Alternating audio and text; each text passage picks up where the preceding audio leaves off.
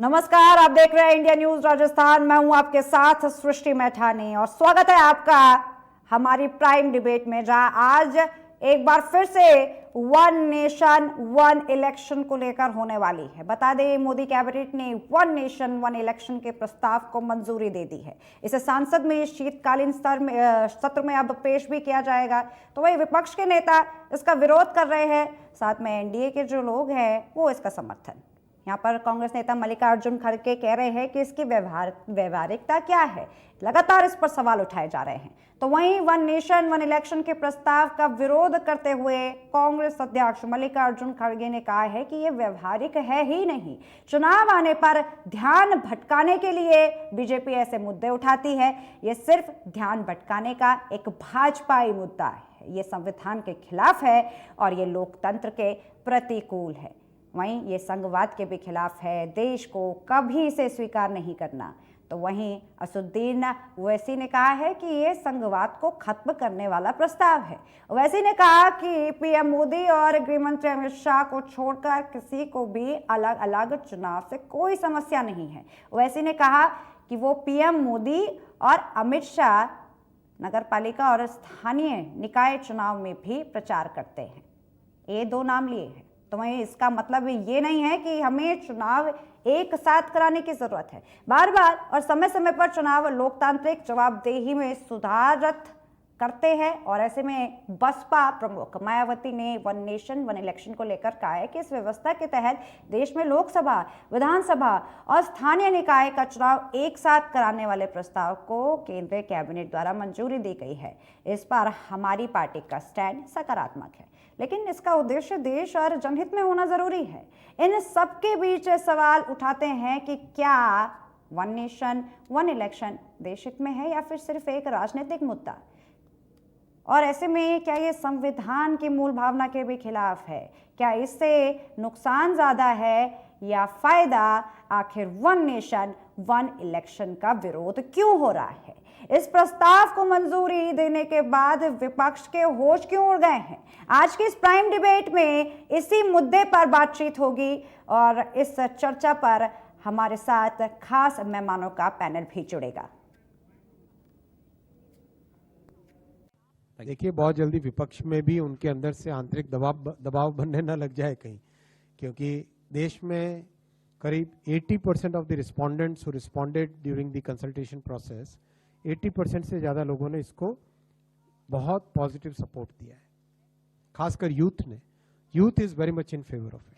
27/2018 को law commission को भी हम ये लिखकर दिए थे और ये जो कोविड कमेटी बनाई गई थी उसके सामने भी मैं खुद गया था, जिसमें हमने इस वन नेशन वन इलेक्शन की मुखालिफत की। और हमारा मानना यह है कि this is a solution in search of a problem. इसको अगर डिस्क्राइब करना है, this is a solution in search of a problem. अब ये नहीं बताया जा रहा है कि ये करने की क्यों जरूरत पड़ रही है आपको। वन इलेक्शन नहीं हो सकता, कानून में संशोधन करने पड़ेंगे और कानून में संशोधन करने के लिए इनके पास में पर्याप्त बहुमत नहीं है जो संविधान में संशोधन कर सकते हैं। ये केवल इस तरीके का लेकर के आते हैं जिससे इनकी विफलताओं के ऊपर से ध्यान हट जाए और दूसरी विषय में चर्चा करने लग जाए। इनसे कोई सवाल जवाब नहीं मांगे कि महंगाई का क्या हुआ, बेरोजगारों को रोजगार देने का क्या हुआ, जो कानून व्यवस्था का क्या हाल है, देश के अंदर जो गरीबी बढ़ रही है उसका क्या है, उसको उसके लिए निजात के लिए आप क्या कर रहे हो, डेवलपमेंट के लिए क्या कर रहे हो। उन मुद्दों से इनके जो झूठे वादे थे उनसे ध्यान हटाने के लिए ये इस तरीके का लाते हैं। आप बताइए कि महिला आरक्षण का क्या हुआ साहब?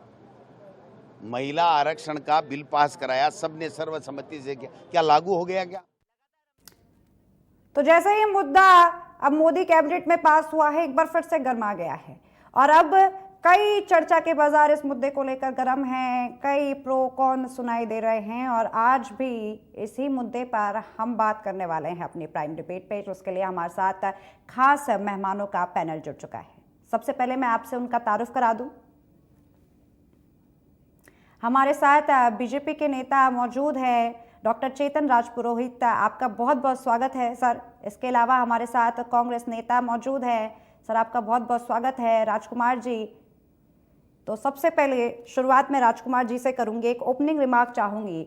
सर कैसे वन नेशन वन इलेक्शन देश के हित के, संविधान के विरुद्ध है? कैसे यहाँ पर इतनी बड़ी बड़ी बातें, इतनी बड़ी बड़ी लाइनें में सुनने को आ रही हैं कि भाई देश विरोधी है ये, ऐसा क्यों?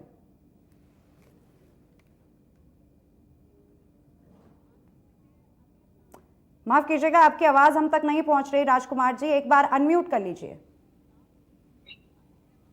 आप पहुंच रही हैं? आप सुन पा रहे हैं मुझे? बिल्कुल बाबूलन, कहिए। मैं कह रहा हूं मैडम, भारतीय जनता पार्टी देश को गुमराह करना चाहती है। देश में जो मुद्दे चल रहे हैं वो मुद्दों से भटकाना चाहती है। भारतीय जनता पार्टी महंगाई पे बात नहीं करना चाहती है, नौजवान पे बात नहीं करना चाहती है, किसान पे बात नहीं करना चाहती है, लगातार बात कर करके मुद्दों से भटकाना चाहती है। मैं कहना चाहता हूं भारतीय जनता पार्टी को महिला आरक्षण का बिल पास हुआ था, क्या वो बिल पास हो गया क्या? लागू हो गया क्या? तो भारतीय जनता पार्टी हमेशा मणिपुर पे बात करती नहीं है, देश में जो महिला सुरक्षा उस पर बात करती नहीं है, कानून व्यवस्था पे बात करती नहीं है, और हमेशा नए नए संघों पे छोड़ छोड़ करके देश की जनता का ध्यान बटाना चाहती है। कांग्रेस पार्टी उनकी घोर निंदा करती है, और कोई नियम है तो लाओ ना, लागू करो ना। अरे मना ठीक कौन है, कर रहा है आपको? एक काम कीजिए राजकुमार जी, फर्ज कीजिए कि आपकी सरकार होती और आप ये लेकर आते, तब चलता। आपको वन नेशन वन पेंशन से दिक्कत है कि ये भाजपा लेकर आ रही है, ये दिक्कत है, या इसकी टाइमिंग से दिक्कत है? एक बार जरा आप क्लियर कर दे, एक छोटी सी टिप्पणी दीजिएगा, उसके बाद दूसरे मेहमान का भी ओपनिंग रिमार्क लूंगी। मैडम, भारतीय जनता पार्टी हिंदुस्तान के मूलभूत मुद्दों से देश का ध्यान हटाना चाहती है, इसलिए बार बार ये नए नए समूह में छोड़ छोड़ के हिंदुस्तान की जनता का ध्यान भटकाना चाहती है। ठीक है, जब ये चुनाव 67 तक वन नेशन वन इलेक्शन के तहत एक साथ होते थे देश के अंदर, तब तो कुछ नहीं भटका, तब भी तो होता था, फिर कैसे संविधान के खिलाफ हो गया ये? इस पर आज बातचीत होगी, लेकिन उससे पहले मैं अपने दूसरे मेहमान का यहाँ पर ओपनिंग कमेंट चाहूंगी। चेतन जी, आपसे जानना चाहूंगी यहाँ पर कि क्या चुनौतियां आ रही है, क्या दिक्कत यहाँ पर आ रही हैं, क्यों यहाँ पर इतनी ज्यादा खरी खोटी सुनाई देने को पड़ रही है वन नेशन वन इलेक्शन को लेकर? देखिए सृष्टि जी, इस दुनिया में दो मानसिकता के लोग रहते हैं। एक रहते हैं कि ऐसा ही है, चलेगा, कुछ नहीं कर सकते, ये ऐसे ही चलेगा। दूसरी मानसिकता में वो लोग रहते हैं, नहीं हम बदलेंगे, हम काम करेंगे और काम करके हम दिखाएंगे। ये दो मानसिकता के लोग हैं। 1952, 1957, 1962 और 1967 वन नेशन वन इलेक्शन हुए थे, लेकिन बाद में कांग्रेस ने जिस प्रकार से राज्य सरकारों को तोड़ा मरोड़ा, धारा 356 का प्रयोग किया, उसके बाद में ये बंद हो गया, पहली बात। दूसरी बात, भारतीय जनता पार्टी के संकल्प पत्र में हमने वादा किया था इस देश से, हमारी सरकार बनती है तो हम वन नेशन वन पोल लागू करेंगे, और वो आज हमने करके दिखाया है। इसके लिए करके दिखाया है कि कोविड समिति जो बनी थी, पूर्व राष्ट्रपति महामहिम कोविड साहब, उनकी समिति में आपको पता है एक्सपर्ट थे 18 एक्सपर्ट।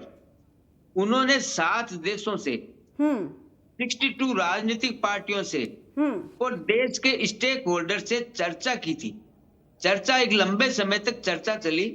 उसके बाद में आपको मैं बताना चाहता हूं, 62 पॉलिटिकल पार्टियों से संपर्क किया गया, केवल 14 पार्टियां विरोध में रही थी, 32 पार्टी समर्थन में रही थी, और 14 पार्टियों ने कहा कि हम इसके बारे में कुछ नहीं बोलेंगे। इसका मतलब मौन समर्थन था।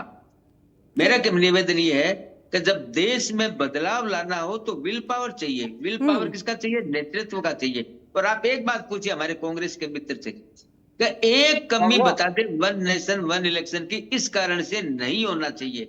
एक सिंगल, केवल एक, केवल विरोध मत करिए आप। जरूर जरूर, इसी पर तो आज बातचीत होगी। सृष्टि जी, मैं बताना चाहता हूँ, 1 मिनट में खत्म कर रहा हूँ मेरा जी। आप देखिए 2025 में दिल्ली विधानसभा के चुनाव है, बिहार विधानसभा के चुनाव है। 2026 में आप देखिए पश्चिम बंगाल, असम, केरल, पुडुचेरी, तमिलनाडु। अब आप आइए 2027, मणिपुर, गोवा, पंजाब, यूपी, उत्तराखंड, गुजरात। इस प्रकार से 2028 में आ जाइए आप। इस प्रकार से पूरे साल अगर किसी देश में चुनाव चलते हैं तो आर्थिक बोझ के साथ साथ योजनाओं को लागू करने में भी दिक्कत आती है। इसलिए वन नेशन वन इलेक्शन का जो लाए थे, इसमें साफ कहा गया है कि लोकसभा और विधानसभा के चुनाव एक साथ होंगे, एक ही मतदाता सूची होगी और उसके 100 दिन के बाद में लोकल बॉडी के चुनाव होंगे। क्या नुकसान है इसमें? पर करने की चाहिए, इंफ्रास्ट्रक्चर चाहिए। हमें पता है चुनौतियां हैं, उन चुनौतियों का हम सामना करेंगे, लेकिन इस देश को वन नेशन वन इलेक्शन देंगे, ऐसी मोदी जी की दृढ़ प्रतिज्ञा है। और हमने संकल्प पत्र में कभी भी वादा किया है, चाहे वो राम मंदिर का किया, चाहे धारा 370 का किया, चाहे 35A का किया, चाहे 3 तलाक का किया। सृष्टि जी आपने देखा, हमने पालन किया है जी, हमने लागू किया है। और ये तो भारतीय जनता पार्टी एनडीए की सरकार देखेगी ना। संविधान में संशोधन के मैं आपको बता देता हूँ अनुच्छेद, लोकसभा राज्यसभा के लिए अनुच्छेद 83.2, 83.3, 83.4, विधानसभा के लिए 172.3, 172.4, 172.5 और 327 में संशोधन करना पड़ेगा। करेंगे, बिल्कुल करेंगे, लेकिन इस देश को राहत देंगे। इस देश को जो इलेक्शन हर 6 महीने के बाद में, भारत का ऐसा कोना नहीं है चुनाव नहीं होता हो। आपको पता है चुनाव प्रक्रिया शुरू होती है, आचार संहिता लग जाती है। आचार संहिता लगने से पूरा देश प्रभावित होता है, केंद्र की योजनाएं प्रभावित होती है। मैं तो मेरे कांग्रेस के मित्र से एक सवाल पूछना चाहता हूं आपके माध्यम से, केवल वो एक कमी बताए कि इस कारण से ये नहीं होना चाहिए। बिल्कुल इस पर तफसील से बातचीत करेंगे। और क्योंकि हम यहाँ पर, मैं एक पत्रकार की भूमिका से हूँ, तो मैं यहाँ पर कोशिश ये कर रही हूँ कि हर चीज़ के अच्छे और बुरे पहलू सामने रखूँ। अगर वो अच्छे हैं तो सवाल करूं, और अगर उसमें कुछ कमी छूट रही है तो वो आपके सामने रखूं। आपसे जानना चाहूंगी, क्योंकि अभी आपने यहाँ पर धाराओं की बात की, अगर अनुच्छेद 83 की बात की जाए या अनुच्छेद 172 की बात की जाए, इसमें तो संशोधन आ जाएगा, लेकिन एक बात और अहम इसमें कही गई थी, वो ये कि सारी विधानसभाओं से यहाँ पर रजामंदी लेनी होगी। अब ये ज़रूरी नहीं है, तो क्या ऐसे में ये लोकतंत्र का थोड़ा बहुत हनन नहीं हो रहा अगर उनकी हामी नहीं भर रही है जो विपक्ष की पार्टियां सत्ता में होंगी राज्य के अंदर? दृष्टि जी, मैं आपको एक बात बताना चाहता हूं। मैंने अभी शुरू में कहा था 62 पॉलिटिकल पार्टी ने डिस्कशन में भाग लिया था भारत की, पहली बात। दूसरी बात, आज केवल कैबिनेट से अप्रूवल हुआ, ये बिल बनके लोकसभा राज्यसभा में जाएगा। लोकसभा और राज्यसभा में जाएगा तो इस पर चर्चा होगी। जब सारी राजनीतिक पार्टियां फिर चर्चा में भाग लेगी, अपने सुझाव देगी, और अगर रचनात्मक सुझाव कोई भी पार्टी देती है तो भारतीय जनता पार्टी एनडीए की गवर्नमेंट उसका स्वागत करती है। लेकिन केवल इसलिए विरोध मत करिए आप कि विरोध के लिए विरोध।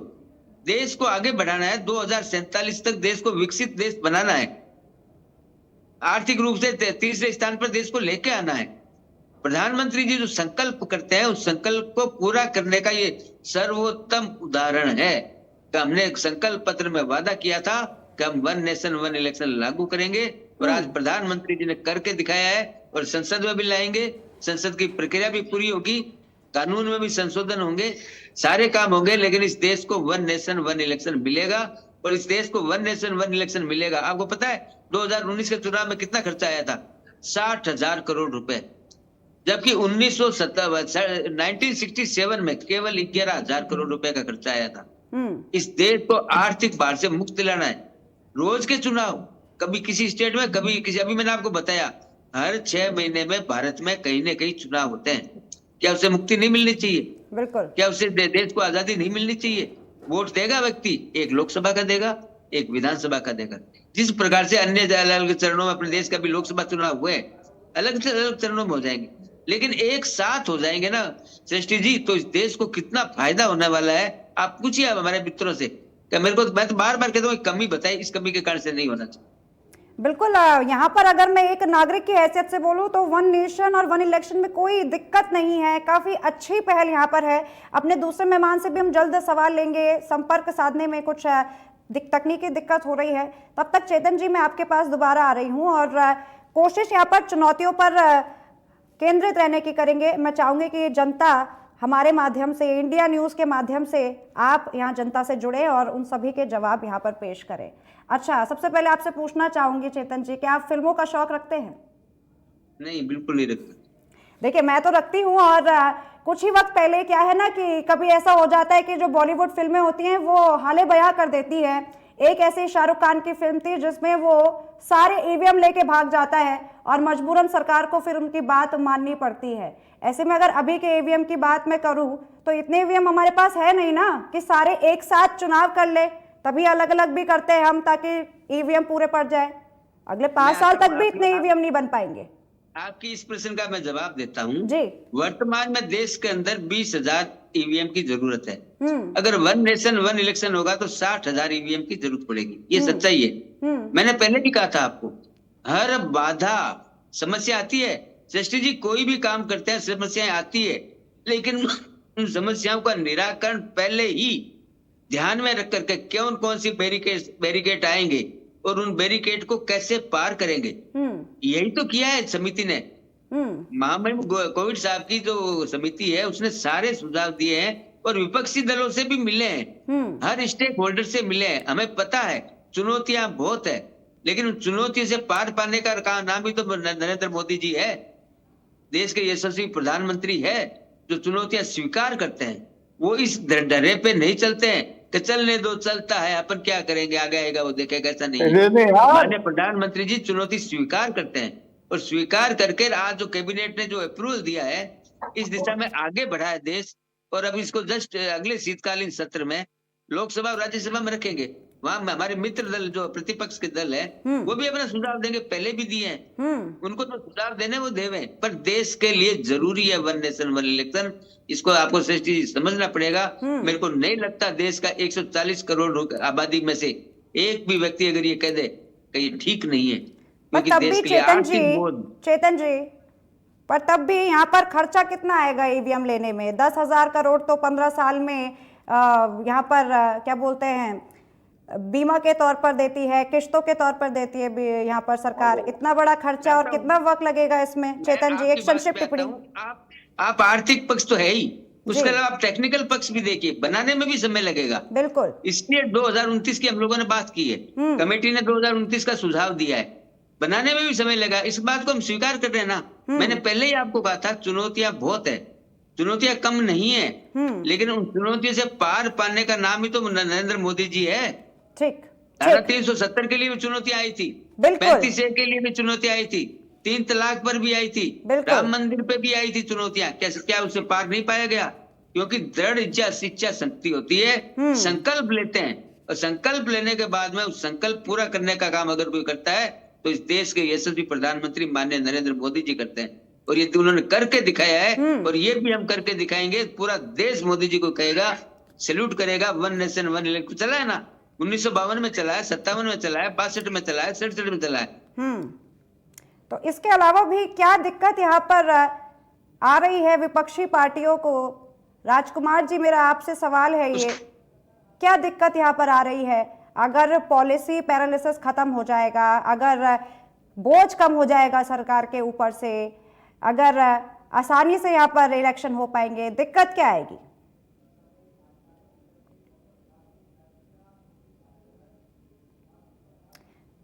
तो कुछ तकनीकी दिक्कतों की वजह से हमारे दूसरे मेहमान के साथ संपर्क इस वक्त साधा नहीं जा सक रहा है।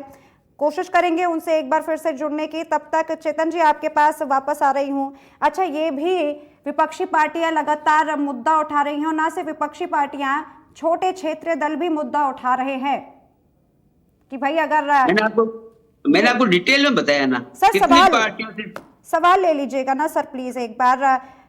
मुद्दा यह है कि अगर यहाँ पर वन नेशन वन इलेक्शन हो गया तो राष्ट्रीय मुद्दों के नीचे राजकीय मुद्दे छुप जाएंगे, क्षेत्रीय पार्टियों को इससे नुकसान होगा, राष्ट्रीय पार्टियां चमक जाएंगी। क्या ऐसा है? ऐसा कभी हो सकता है क्या? 1952, 1957, 1962, 1967 जो राजनीतिक दल भारत के अंदर चुनाव लड़ते हैं, क्या वो लोकसभा का चुनाव 2024 में नहीं लड़े? उस वक्त सर पार्टी कितनी थी सर? उस वक्त तो शक्ल ले रहा था चुनाव, उस वक्त पार्टियां कितनी थी? सृष्टि जी, 2 मुद्दों पे चुनाव होता है, राज्य स्तरीय मुद्दे, विधानसभा के लिए। आप देखिए पैटर्न बताता हूँ आपको। लोकसभा के अंदर, दिल्ली के अंदर भारतीय जनता पार्टी 7 की 7 सीटें जीतती है और विधानसभा में हार जाती है। ये पैटर्न अलग है। जो व्यक्ति लोकसभा के लिए अपने सांसद को मत देगा, क्या वो जरूरी है कि वही उसी को विधायक के लिए देगा? ऐसा नहीं होता है। हर व्यक्ति का चयन करने का अपना एक आधार होता है, लेकिन उसके कारण से ये सोच कर इस बड़े काम को रोक दिया जाए, ये समझदारी की बात नहीं होगी। ये इसलिए नहीं होगी कि इस देश की नीति आयोग, इस देश की नीतियां लागू करने के प्रोजेक्ट जो बनते हैं 5 साल के, 5 वर्षीय योजना के, उनको पूरा करने में दूसरा आर्थिक, मैंने आपको बताया आर्थिक बोझ। तीसरा सबसे बड़ी चीज है कि हर चीज में रुकावट। आज वहां आचार संहिता लगी, कल यहाँ लगी, हर 6 महीने में चुनाव। क्या इससे देश को मुक्ति मिलनी चाहिए या नहीं मिलनी चाहिए, ये बताइए आप मेरे को। नहीं बिल्कुल, हाँ, दिक्कत समस्या तो ये मैंने है बताया, चुनौतियां हैं। जी। चुनौतियों को स्वीकार करने का काम और उसके ऊपर पार पाने का नाम ही तो माननीय प्रधानमंत्री जी नरेंद्र मोदी जी है। आपको याद रखिए, आप इस बात को बिल्कुल किया है, हमने पहल करके अच्छी दिखाया है है। चेतन जी, मैं बोल चुकी हूँ पहल अच्छी है, इसमें कोई दो राय नहीं है, लेकिन इसको जमीनी तौर पर उतारा कैसे जाएगा, ये बड़ी चुनौतियां हैं। इसी का जवाब मैं चाहती हूँ कि यहाँ पर जनता तक पहुंचे। अच्छा, एक और चुनौती यहाँ पर ये भी है चेतन जी कि अगर यहाँ पर कोई विधानसभा पहले भंग हो जाती है तो फिर क्रम कैसे बना रहेगा, तब क्रम तो बिगड़ जाएगा। मैं इसी बात पे आ रहा था आपके, मैं बिना कहीं आ रहा था जी। इसमें जरूरी नहीं है चाहे तमिलनाडु हो, चाहे पंजाब हो, चाहे झारखंड हो, कई विधानसभाएं ऐसी है जिनको फायदा मिलेगा 2 साल का। उसमें ज्यादातर विपक्षी विधानसभाएं। हम लोग इस बात को नहीं देखते हैं किसको फायदा है किसको घाटा है। हम लोग केवल ये देखते हैं इस देश को फायदा किससे, इस देश की जनता को फायदा किससे, इस देश की आर्थिक नीतियां आगे बढ़ाने में फायदा किसको है, इस देश के प्रोजेक्ट पूरा करने में फायदा किसको है। अभी आपने टेक्निकल बात की, मैं बताता हूं आपको, मशीनों की बात मैंने आपको चला करके कही कितना समय लगेगा मशीनें बनने में, कोई दिक्कत नहीं है। इसीलिए तो कमेटी ने 2029 तक का समय दिया है। और एक दफे अगर संकल्प ले ले तो क्या चीज नामुमकिन है आज के युग में। एक समय कहते थे भारत के अंदर बैंकों में अकाउंट पॉसिबल नहीं है, भारत के अंदर डिजिटल पेमेंट पॉसिबल नहीं है, ऐसा अपन सुनते थे कि नहीं हो सकता यहाँ पर। लेकिन आप देख रहे हैं जिस प्रकार से करोड़ों लोगों के अकाउंट खुले बैंक के अंदर, प्रधानमंत्री जन धन योजना में, जिस प्रकार से आज यूपीआई का हर ग्रामीण इस्तेमाल कर रहा है। इवन सड़क पे ठेले पे बैठा गोलगप्पे वाला भी अपने क्यूआर कोड लगा के रखता है, हर व्यक्ति क्यूआर कोड, हर व्यक्ति। बिल्कुल, यहाँ पर माफ कीजिएगा सर, मैं आपको बीच में रोक रही हूँ। हम दूसरे मेहमान के पास आप ही की कई भी बातों का एक सवाल पेश कर लेते हैं। राजकुमार जी, आप हमारे साथ दोबारा जुड़े, आपका स्वागत है एक बार फिर। और पूछना चाहूंगी आपसे एक बार से, 1 नेशन 1 इलेक्शन दिक्कत क्या है? क्या ये इससे अगर सरकार पर कम बोझ पड़ेगा तो खराब होगा, या फिर अगर पॉलिसी पैरालिसिस रुक जाएगा तो बड़ी दिक्कत आ जाएगी, या फिर अगर आचार संहिता लगनी कम हो गई, विकास और बढ़ गया तो फिर बादल फट जाएगा, क्या दिक्कत हो जाएगी? तो जी दिक्कत तो भारतीय जनता पार्टी को और सरकार को है। अभी हिंदुस्तान में चुनाव चल रहे हैं, तो क्या सारे चुनाव जो भी चल रहे हैं वो 1 तारीख को हो रहे हैं क्या? सारे राज्यों के चुनाव 1 तारीख को हो रहे हैं क्या? या जम्मू कश्मीर में जो चुनाव हो रहे हैं, आज जो वोट डले हैं, क्या वहां सारी सीटों पे आज वोट डल गए क्या? भारतीय जनता या हिंदुस्तान में जहां जहां भी उपचुनाव होने वाले हैं, क्या भारतीय जनता पार्टी ने आज की तारीख में सारे चुनाव एक साथ करा लिए क्या? भारतीय जनता पार्टी हिंदुस्तान के सामने, सभी पॉलिटिकल पार्टियों के सामने एक नजीर तो पेश करे। तो वही तो कह रहे हैं, वो अगर पास हो गया राजकुमार जी, अगर पास हो गया तो वो नजीर भी पेश हो जाएगा। वक्त मांग रहे हैं अभी वो 5-6 साल का। सृष्टि जी, महिला आरक्षण बिल भी पास हुआ था, क्या वो लागू हो गया क्या? 2024 चल रहा है और बात करते हैं 2050 की, 2037 की, 2030 की। आज की बात करिए ना। हिंदुस्तान का मतदाता समझदार है, हिंदुस्तान की पॉलिटिकल पार्टियों के लोग समझदार हैं। ऐसा मत सोचिए कि आप दोनों लोग ही समझदार हैं। आप दोनों के अलावा हिंदुस्तान के और लोग भी समझदार हैं, और भारतीय जनता पार्टी के पन्ना प्रमुख भी समझदार हैं, आरएसएस भी समझदार है, और वरिष्ठ नेता भी समझदार है। आप सबको ऐसा बेवकूफ मत समझिए। मैं आपके चैनल पे भारतीय जनता पार्टी के मेरे साथी प्रवक्ता से पूछना चाहता हूं कि हिंदुस्तान में विधानसभा के चुनाव अभी चल रहे हैं, क्या 1 तारीख को हो रहे हैं क्या? किसी एक स्टेट के चुनाव पूरे के पूरे सीटों पर एक ही दिन में हो रहे हैं क्या? तो जब हो नहीं रहे, एक स्टेट के चुनाव 1 तारीख को हो नहीं रहे, और आप कह रहे हो पूरे हिंदुस्तान के चुनाव एक साथ करा लेंगे, अरे भैया करा के दिखाओ तो सही। हिंदुस्तान की जनता को, हिंदुस्तान की पॉलिटिकल पार्टियों को प्रैक्टिकल के कॉन्फिडेंस में ले तो सही। राजकुमार जी, इसका जवाब मैं दे देती हूँ। 15 लाख आ गए क्या? अच्छे दिन आ गए क्या? काला धन आ गया क्या? देखिए, बड़े मुद्दे हैं राजकुमार जी, सही बोल रहे हैं आप, बड़े मुद्दे उठा रहे हैं, लेकिन मैं चाहूंगी कि हम जरा मुद्दे पर रहे, क्योंकि आज मुद्दा 1 नेशन 1 इलेक्शन को लेकर है, तो इसी पर केंद्रित रहेंगे। राजकुमार जी, आप कह रहे हैं नजीर पेश हो, क्या आज ही में इलेक्शन हो रहे हैं? राजकुमार जी सुन तो लीजिए। राजकुमार जी, सवाल नहीं सुनेंगे तो जवाब कैसे देंगे? आप ही की बात का जवाब दे रही हूँ। आपने बोला अभी कि विधानसभा चुनाव हो गए, क्या अभी हो रहे हैं जम्मू कश्मीर में? एक ही दिन हो गए सारे, एक वक्त था ना 1967 तक होते थे। आपकी कांग्रेस पार्टी भी तो हिस्सा लेती थी, हुए थे। सृष्टि जी, आज की बात करें ना, आज सारे विधानसभा के चुनाव जो आज हुए हैं, क्या सारी सीटों पे सारे स्टेटों के जो पेंडिंग थे वो हो गए क्या? और अगर सारे हो रहे हैं तो राजस्थान की 5 सीटें पेंडिंग थी, उनपे उपचुनाव क्यों नहीं कराए? क्यों आप पाकुल देख रहे हैं राजस्थान के अंदर? सृष्टि जी, 5 सीटों पर यहाँ उपचुनाव होना था, लेकिन भारतीय जनता पार्टी की सरकार यहाँ नई नई बनी है, अभी 9-10 महीने की सरकार है, 9 सिखिया सरकार है, वो सेट नहीं हो पाई, इसलिए उन उपचुनावों के साथ ये उपचुनाव नहीं कराए। उस दरमियान क्या हुआ कि एक भारतीय जनता पार्टी के हमारे साथी विधायक की भी डेथ हो गई, और अभी 2 दिन पहले हमारे कांग्रेस पार्टी के एक साथी विधायक की भी डेथ हो गई। तो 5 से संख्या हो गई 7, लेकिन भारतीय जनता पार्टी अभी अपना माकूल व्यवस्था राजस्थान में नहीं कर पाई है, इसलिए चुनाव उपचुनाव के साथ नहीं करा पाए। तो मैं कह रहा हूं कि 5-5, 7-7 सीटों पर भी आप चुनाव एक साथ नहीं करा पा रहे ठीक है, हो, इस पर तो भैया पूरे देश का चुनाव एक साथ कैसे कराओगे? बिल्कुल, इसी पर मैं चाहूंगी चेतन जी एक प्रतिक्रिया दे दे। भाई सवाल तो बड़ा संगीन है। एक तरफ बात हो रही है कि पूरे देश में एक साथ चुनाव हो जाए, और क्योंकि राजस्थान से जुड़ी डिबेट है, राजस्थान के अंदर ही अब तक उपचुनाव नहीं हो पा रहे हैं, कैसे यहाँ पर बात तो बड़ी ऊंची फेंक दी गई है, असल में धरातल पर उतर पाएगी? चेतन जी, चुनाव करवाने का काम भारतीय जनता पार्टी का या सरकार का नहीं है। चुनाव करवाने का काम चुनाव आयोग का है। चुनाव आयोग तय करता है, चुनाव आयोग तय करता है कब चुनाव होंगे, किस स्टेट में होंगे, तारीख वो तय करता है। भारतीय जनता पार्टी या एनडीए गवर्नमेंट ये काम नहीं करती है। कांग्रेस करती होगी तो मेरे को पता नहीं अपने शासनकाल में, पहली बात। दूसरी बात मैं ये कहना चाहता हूँ, हमारे मित्र भी कह रहे थे कि अभी तो नहीं हो रहे।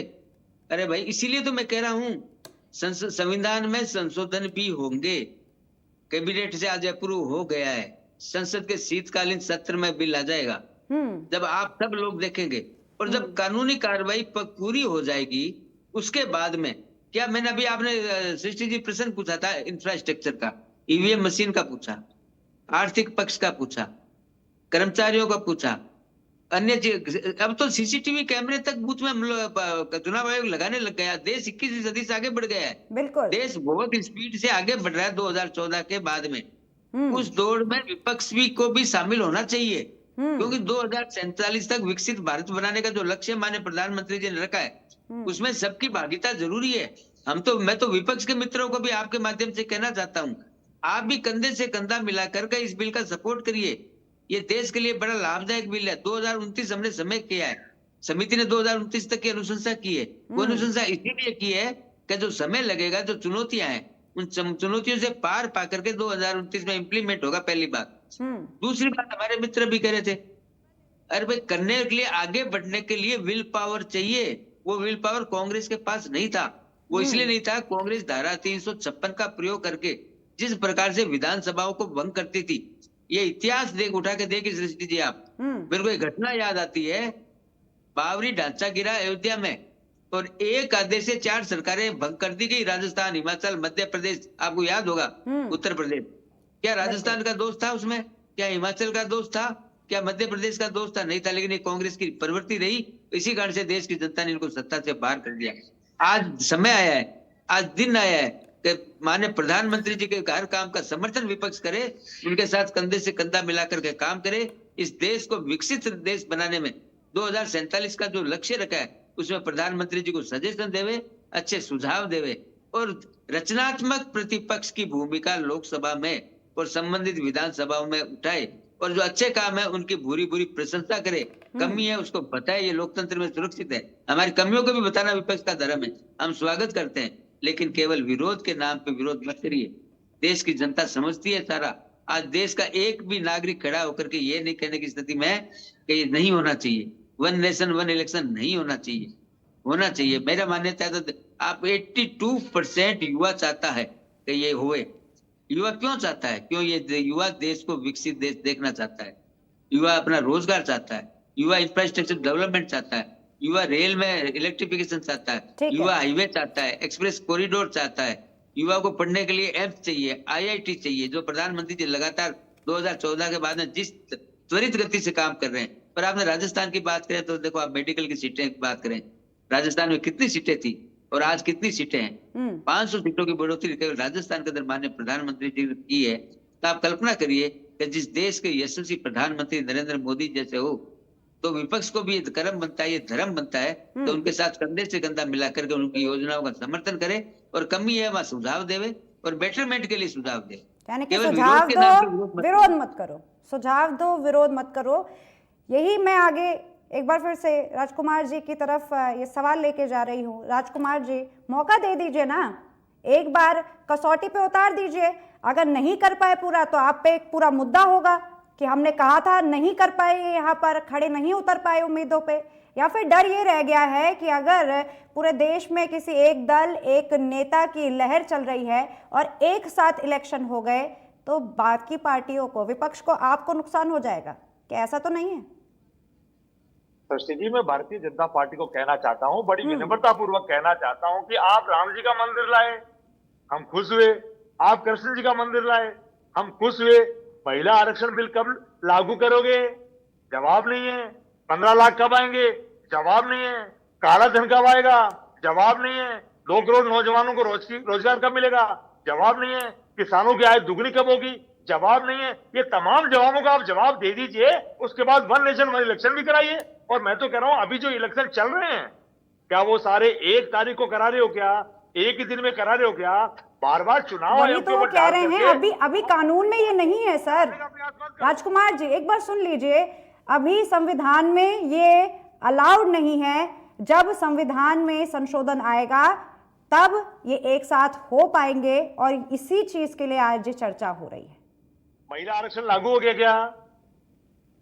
महिला आरक्षण बिल भी अभी आपने, इन्होंने 4 महीने पहले बहुत शोर मचाया था, कांग्रेस पार्टी ने आशीर्वाद दिया था, लागू हो गया क्या? हिंदुस्तान की तमाम महिलाएं पूछ रही है, मणिपुर की महिलाएं भी पूछ रही है, और बंगाल की वो बेटी भी पूछ रही है जिनके साथ बलात्कार की हत्या हो गई, उनके परिवारजन भी पूछ रहे हैं, लागू हो गया क्या? सृष्टि जी, आप खुद भी एक महिला हैं, आप पूछिए इनसे, भारतीय जनता पार्टी से, कि वो लागू हो गया क्या?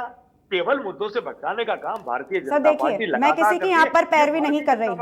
राजकुमार जी, आपके जो सवाल हैं वे बेहद अच्छे हैं, बहुत जरूरी हैं, और मैं किसी की यहाँ पर पैरवी नहीं कर रही हूँ। पर मैं एक बार फिर बोलूंगी कि आज हमारा मुद्दा कुछ और है, और क्योंकि अगर मैं महिला हूं तो मैं बीजेपी से यह भी पूछूंगी कि महिला आरक्षण बिल क्यों नहीं आया, और मैं कांग्रेस से यह भी पूछूंगी कि कांग्रेस के कार्यकाल में इतने रेप केसेस राजस्थान के अंदर क्यों थे। अगर सवाल जाएंगे तो दोनों तरफ जाएंगे।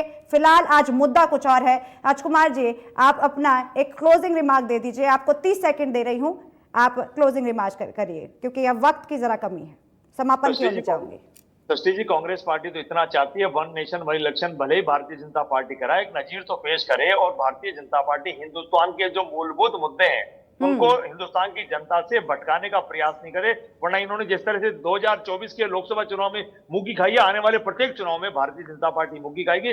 हिंदुस्तान के 140 करोड़ लोगों को आप इस तरह से बेवकूफ नहीं बना सकते उनके मुद्दों से भटका कर। ठीक है, एक बार चेतन जी के पास भी रुक कर लूं। चेतन जी, लास्ट अपना क्लोजिंग कमेंट दीजिए, 30 सेकंड का वक्त आपको दे रही हूं। बिल्कुल, महिला आरक्षण की हमारे मित्र ने बात की। राजस्थान के अंदर पुलिस सेवा में 33% लागू कर दिया माननीय भजनलाल जी की सरकार ने, पहली बात। दूसरी बात, नारी शक्ति वंदन अधिनियम 2029 में क्यों होगा? जब परिसीमन होगा, परिसीमन के बाद में सीटें बढ़ेगी या कम होगी, जो भी बात होगी, परिसीमन में नई सीटें बनेगी, उसके बाद में लागू होगा। 2029 में पहले ही कहा है, बिल पारित किया उस समय कह दिया। आज भी हम कह रहे हैं, जब कानूनी प्रक्रिया पूरी हो जाएगी, 2029 तक का समय क्यों लिया कमीशन ने? 1999 में जीवन रेड्डी कमीशन बना था कांग्रेस की राज में, उसने भी रिकमेंडेशन दिया था वन नेशन वन इलेक्शन होने चाहिए, लेकिन नहीं माना कांग्रेस ने। क्यों नहीं माना? कांग्रेस की ये नीति रही है विपक्षी सरकारों को धारा 356 का प्रयोग करके गिराना। और माननीय प्रधानमंत्री जी ने आज तक 2014 से लेकर अभी तक एक बार भी धारा 356 का प्रयोग नहीं किया है, राष्ट्रपति शासन लागू करने के लिए नहीं किया है, क्योंकि प्रधानमंत्री जी सम्मान हर व्यक्ति को, जनता का जो जनादेश है उसको स्वीकार करने के बाद में सम्मान करते हैं। और जो सरकारें, राज्य सरकारें चल रही है, मैंने पहले भी कहा था, कुछ सरकारों का कार्यकाल बढ़ेगा जिसके अंदर विपक्षी प्रतिपक्ष की सरकारें ज्यादा है, लेकिन उस मुद्दे पे मैं नहीं जाना चाहता। इसमें ये प्लस माइनस नहीं देखा जाता है।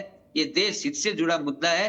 देश को विकसित देश बनाने के लिए जिस सपने को हमने देखा है, भारतीय जनता पार्टी एनडीए सरकार ने देखा है, उसको पूरा करने का मौका। रही बात करते थे काम करने का, हमने 370 की बात की, क्या क्या क्या नहीं कहा गया था।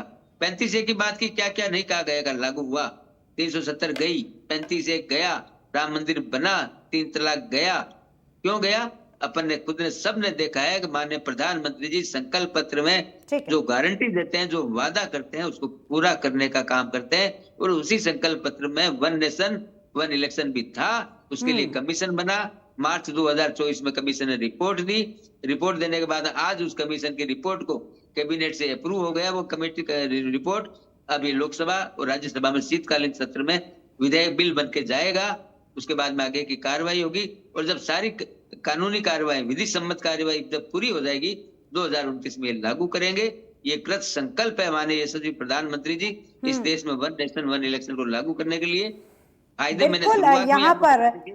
बिल्कुल हमारे कांग्रेस के मित्र एक भी कमी नहीं बता पाए पूरी डिबेट के अंदर कि ये कारण है इसलिए लागू नहीं होना चाहिए, ये नहीं बोल पाए। ये बड़ा मेरे को अजीब सा लगा। और यही यहाँ पर इंडिया न्यूज की मुहिम भी है कि ऐसे मुद्दे जनता तक समझे जाए, उसके प्रो और कॉन जनता तक पहुंचे।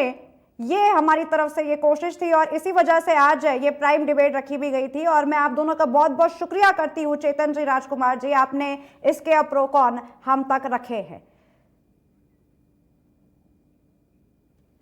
तो आपको बता दें कि आज जो ये मुद्दा था 1 नेशन 1 पेंशन गरमा रहा है। विपक्ष इससे नाराज है, इसको बोल रहा है कि संशोधन नहीं होना चाहिए, मूलभूत ढांचे को संविधान के बदल देगा, और बस ये भाजपा का एक शगुफा है। तो भाजपा कह रही है हमें करने दो, अगर हो पाया हमसे तो ठीक है, नहीं हो पाया तो फिर आप देख लीजिएगा, कर दीजिएगा विरोध।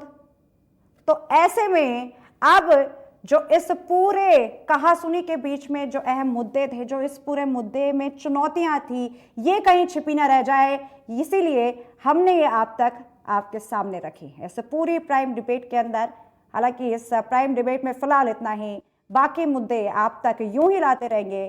फिलहाल हमें दीजिए इजाजत, देखते रहिए इंडिया न्यूज राजस्थान। नमस्कार।